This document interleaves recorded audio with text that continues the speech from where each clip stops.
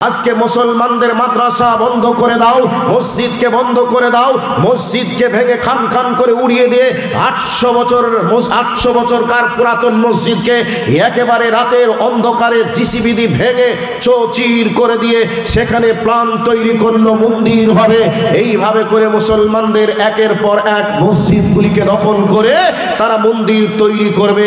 আরে ভাই, তোমাদের কি আর কোথাও জায়গা নেই? ফাঁকা জায়গা তো অনেক পড়ে আছে। তোমাদেরকে তো একবার বলিনি যে তোমরা মন্দির তৈরি করতে পারবে না, তোমরা গির্জা তৈরি করতে পারবে না, তোমরা মসজিদ তৈরি, তোমরা গির্জা তৈরি করো, তোমরা মন্দির তৈরি করো। তবে আমাদের মসজিদকে ভেঙে তোমরা মন্দির কেন তৈরি করবে? আর কি জায়গা নেই? অবশ্যই জায়গা আছে। তবে তোমাদের কাজটা কি? তোমরা কেন এটা করছো? তোমরা প্ল্যান তৈরি করেছো এই ভারতবর্ষে মুসলমানদেরকে রাখা যাবে না, মুসলমানদেরকে ভারতে রাখবো না, মুসলমানদেরকে আর ভারতে রাখা সম্ভব হবে না। এই চিন্তা নিয়ে তোমরা আগাচ্ছ। আসলেই তোমাদেরকে বলে রাখি, তোমরা শোনো, এই ভারতবর্ষে মুসলমান আছে, ভারতের চাকা চলছে। ভারতবর্ষে মুসলমান যদি না থাকে এই ভারতবর্ষ ভেঙে পড়বে, অচল হয়ে যাবে। কাজেই এই সব ভেদাভেদ ভুলে গিয়ে ইংরেজদের মতন বৈশিষ্ট্য, ইংরেজদের মতন আচরণ না করে তোমরা মুসলমানদের কাছ থেকে শিক্ষা লাভ করো। যেই মুসলমানরা ভারতবর্ষ থেকে ইংরেজদেরকে তাড়িয়ে দিয়ে ভারতবর্ষকে স্বাধীন করে 800 বছর রাজত্ব করেছিল, তোমরা সেই ইতিহাসকে কি ভুলে গেছো? এই ভারতবর্ষকে স্বাধীন করে দিয়ে তোমাদের হাতে ভারতবর্ষকে তুলে দেওয়ার পরে তোমরা আজকে বলছো এই ভারতবর্ষে তোমাদেরকে রাখা যাবে না, কোরআনকে রাখা যাবে না। তোমরা কি দিয়েছো জাতিকে? ভারতকে কি দিয়েছো? এই কথা তোমরা বলছো। তো ভারতবর্ষে আমরা কি দিয়েছি? মানে ভারতকে স্বাধীন করতে গিয়ে আমরা 25,000 থেকেও বেশি আলেম জীবন দিয়ে ভারতকে স্বাধীন করেছি। মুসলমানরা 53,353 জন জীবন দিয়ে এ ভারতকে স্বাধীন করে তোমাদেরকে চেয়ারে বসিয়েছি। এটাই কি আমাদের অপরাধ ছিল? আসলে তো এটা অপরাধ হওয়ার কথা নয়। কাজেই তোমাদের শিক্ষার দুর্বলতার কারণে এবার যে সবাই এই মনি করছে, অমুসলিম ভাইয়েরা এমনই করছে, এটা নয়। কিন্তু এক শ্রেণীর আছে, তারা কেবলমাত্র অন্যের উস্কানিতে উস্কিয়ে হিন্দু মুসলমানের মাঝে বিভাজন সৃষ্টি করার চেষ্টা করছে। তবে এই অবস্থাতে যেমন কয়েকদিন আগে আমাদের মুর্শিদাবাদে সরস্বতী মূর্তিকে ভেঙে দিয়েছে। কে ভেঙেছে জানি না, তবে আমি চাই সে মুসলিম হোক হিন্দু হোক, দোষীকে সাব্যস্ত করে তার যোগ্য যথাযোগ্য শাস্তির ব্যবস্থা করুক। সে মুসলিম হোক চাই হিন্দু হোক, এটা অপরাধ। এই অপরাধ যে করবে, অপরাধের সঙ্গে আমাদের মুসলিমদের কোনো সম্পর্ক নেই। যে অপরাধ করেছে সেটা আমি হতে পারি, আমি যদি করে থাকি আর এটা যদি প্রমাণিত হয় আমাকেও ফাঁসির কাস্টে ঝুলানো হোক। আমার ভাই যদি করে থাকে এই অপরাধ, কোনোদিন মুখ খুলে বলবো না আমার ভাই অপরাধ করেছে, আমার ভাইকে ছেড়ে দেওয়া হোক, আমার ভাইকেও ফাঁসির আসামির কাঠগড়ায় দাঁড় করিয়ে আমার ভাইকেও ফাঁসি দিয়ে দিবালোকের সামনে উড়িয়ে দেওয়া হোক। এইরকমই ঠিক একটা অমুসলিম যদি করে থাকে তাকেও শাস্তি দেওয়া হোক। এই ভারতবর্ষে একেবারে শান্তির ভারতবর্ষ যেমন পূর্বে ছিল তেমনি থাকবে। আমরা এ ভারতবর্ষে আগুন লাগাইনি, এ ভারতবর্ষে আগুন লাগতে দেব না। এরপরে সোশ্যাল মিডিয়ার মাধ্যমে আমার মুসলিম ভাই ও বন্ধুদেরকে বলতে চাই, খবরদার অন্যের উস্কানিতে উস্কিয়ে, খবরদার অন্য কোনো ধর্মকে ছোট করে কথা বলবেন না, অন্য কোনো দেব দেবতার বিরুদ্ধেও কথা বলার চেষ্টা করবেন না। কারণ আমরা মুসলমান, আমরা শান্তিতে ভারতবর্ষে বসবাস করতে চাই। আমাদেরকে শিক্ষা আল্লাহ দেয়নি, এ শিক্ষাও বিশ্বনবী জনাবে মুহাম্মদুর রাসূলুল্লাহ সাল্লাল্লাহু আলাইহি ওয়াসাল্লামের কাছ থেকেও আমরা পাইনি। তারপরে এবার আপনারা বলবেন, মাওলানা তাহলে যারা মুসলমানদেরকে মেরে উড়িয়ে দিচ্ছে তাদের কি হবে? তাদের শাস্তি আল্লাহর দরবারে হবে। তবে যারা এর অত্যাচারের সম্মুখীন হচ্ছে, জেল হচ্ছে, যাদেরকে মেরে দিচ্ছে, মরে যাচ্ছে, তাদেরকে আল্লাহ শাহাদাতের মর্যাদা কবুল করবেই, ইনশাআল্লাহ কবুল করবে। সেই জন্য আজকে তাদেরকে গ্রেফতার করে পিটছে, মারছে, মরছে। তো আমি আপনাদেরকে বলতে চাই যে আজকে পরিস্থিতিটা ঘুরলো কিভাবে, এমনটা হলো কি করে? এবার যদি কোরআন হাদিস থেকে একটা একটা করে রিপোর্ট আপনাদের কাছে প্রকাশ করতে চাই। কি বলবো, যেমন আমার দেহের ভিতরে কি রোগ হয়েছে, যদি রক্ত ব্লাড টেস্ট করা হয় কি হয়েছে বোঝা যায় কি যায় না? যায়।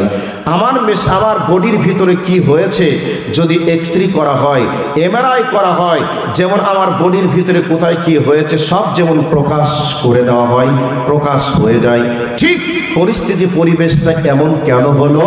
যদি কোরআন এবং হাদিসকে একটা একটা করে যদি রিপোর্ট নেওয়া যায় তাহলে পরিস্থিতি পরিবেশের কথাটা বোঝা যাবে। যারা আজকে মারছে কাটছে দোষটা তাদের, এটা নয়। অপরাধ যে তারা করছে এটা নয়, অপরাধের মূলে আমি আর আপনি। এ অপরাধ কোন অপরাধ করলে আল্লাহ সুবহানাহু ওয়া তাআলা ক্ষমতায় বসিয়ে আমাদেরকে পিটাবেন, এ কথা কোরআন হাদিসে বলা আছে। যখন আপনারা আল্লাহর সঙ্গে সম্পর্ক ছেড়ে দিবেন, আল্লাহর সঙ্গে সম্পর্ক কেটে দিয়ে নিজের ইচ্ছা মতো চলবেন, তখন তাদেরকে আল্লাহ ক্ষমতায় বসিয়ে আমাদেরকে পিটানোর ব্যবস্থা করবেন। আজকে আমরা যারা মুসলমান, আজকে নামকে হস্তে মুসলমান, আমাদের সম্পর্ক আল্লাহর সাথে নেই, আমাদের কোরআন হাদিসের সঙ্গে আমাদের সম্পর্ক নেই।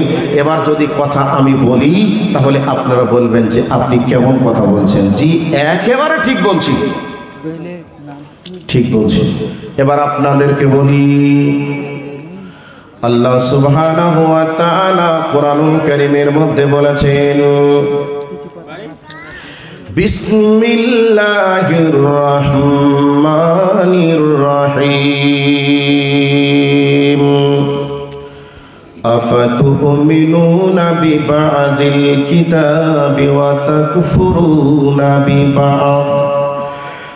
আল্লাহ রাব্বুল আলামিন বলেন, কখন তোমরা অপমান হবে, কখন তোমরা মার খাবে, কখন তোমাদের মসজিদ ভেঙে খান খান করে দিবে। আল্লাহ রাব্বুল আলামিন বলেন, যখন কোরআনকে তোমরা আংশিক মানবে আর আংশিককে যখন ছেড়ে দিবে, এক কথায় দ্বীন ইসলামকে কিছু মানবেন আর কিছু যখন ছেড়ে দিবেন, তখন মুসলিমদের উপরে এই নির্যাতন নেমে আসবে।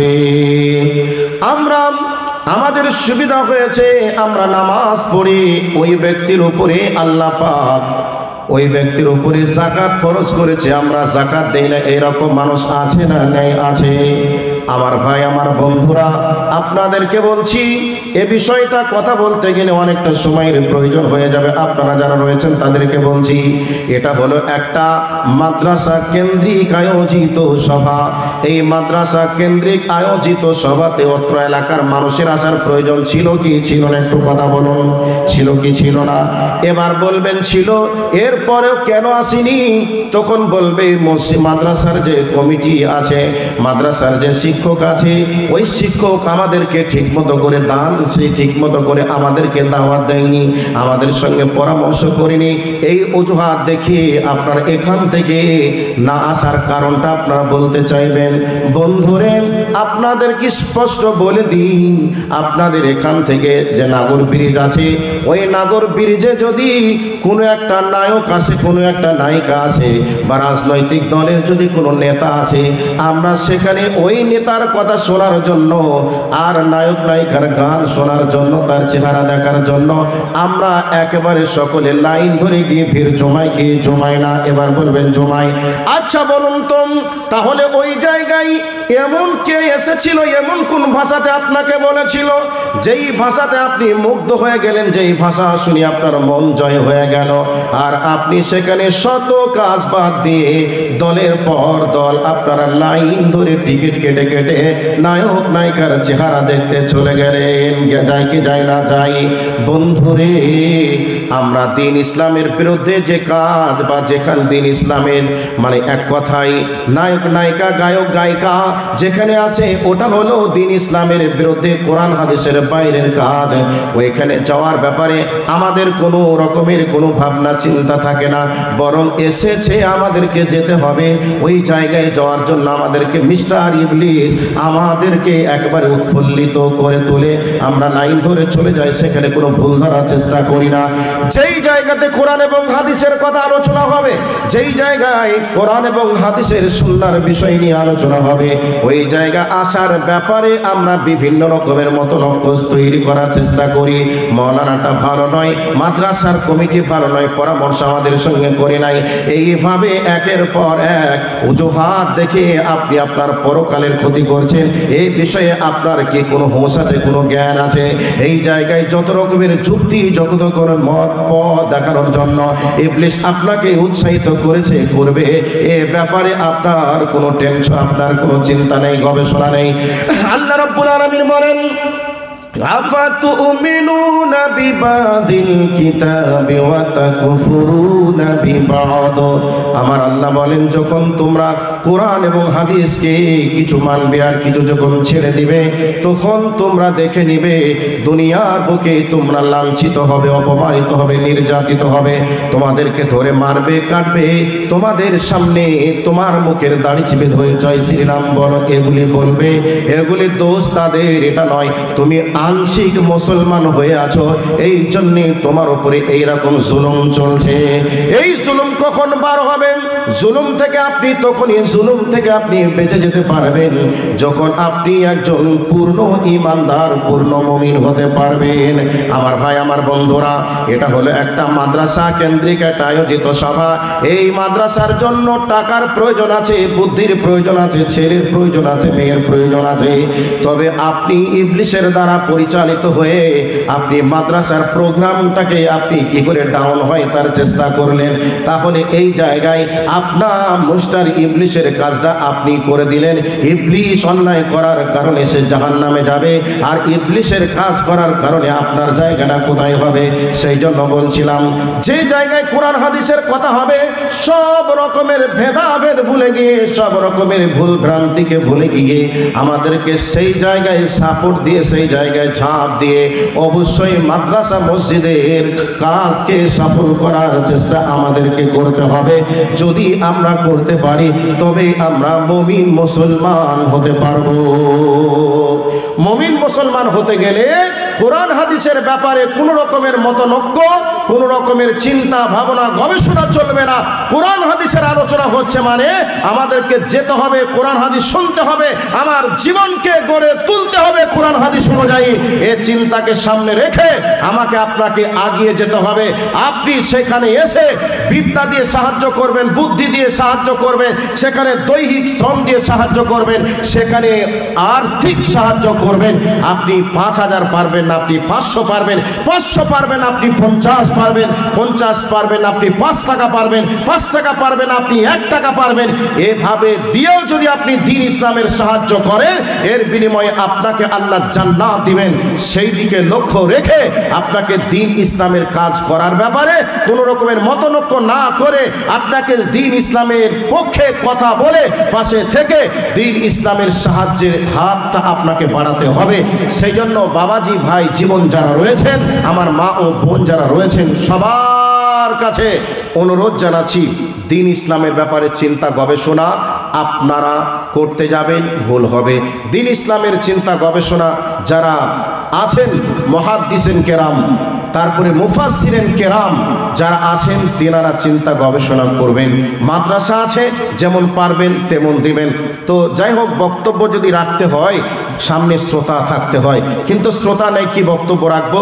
তবে আপনারা বসে আছেন, কিছু কথা আলোচনা করলাম, এরপরেও বলবো। তো মাদ্রাসার যেটা লক্ষ্য উদ্দেশ্য